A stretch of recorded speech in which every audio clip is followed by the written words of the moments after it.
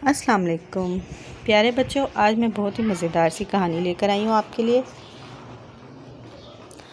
कहानी शुरू करने से पहले मेरी वीडियो को लाइक करें और मेरे चैनल पर न्यू है तो इसको सब्सक्राइब करना तो ना भूलें।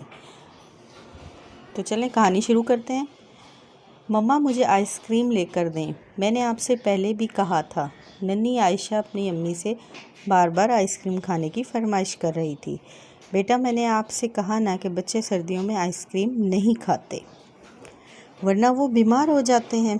इसकी अम्मी इसे कई बार ये अल्फाज कह चुकी थी, लेकिन इसे कोई असर नहीं हो रहा था। दरअसल आज दोपहर को स्कूल से छुट्टी के बाद घर वापस आते हुए आयशा ने आइसक्रीम बेचने वाले को देखा था।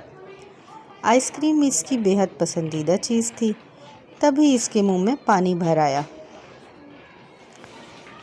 इसने आइसक्रीम वाले से इसकी कीमत पूछी तो इसने 15 रुपये बताई।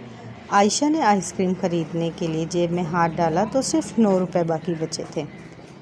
इसे बहुत गुस्सा आया कि मम्मा इसे इतने कम पैसे क्यों देती हैं, हालांकि रोज़ाना 30 रुपये पॉकेट मनी लेती थी।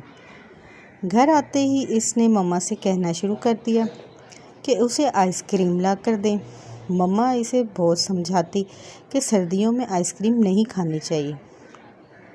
मम्मा ने कहा कि इसके अब्बू शाम को ऑफिस से वापसी पर आइसक्रीम ले आएंगे। बड़ी मुश्किल से आयशा इस बात पर मानी। रात को इसके बाबा ने फ़ोन पर बताया कि आज उनको एक ज़रूरी मीटिंग है, इसलिए वो आज रात घर नहीं आ सकेंगे। आयशा को जब ये पता चला तो उसने दोबारा ज़िद करनी शुरू कर दी।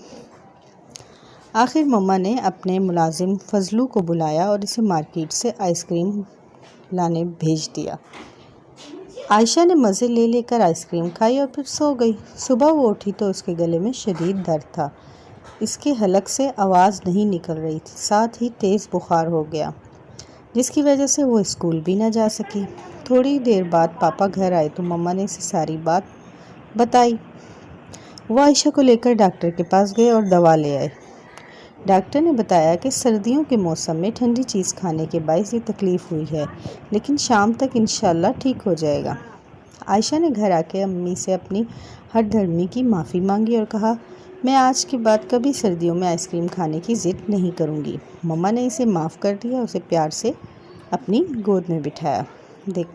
देखा बच्चों, सर्दियों में आइसक्रीम और ठंडी चीज़ों से परहेज़ करना चाहिए। खुदा न खास्ता बीमार पड़ गए तो कड़वी दवाई खानी पड़ेंगी और हो सकता है मोटी सुई वाले इंजेक्शन भी लगाने पड़ें।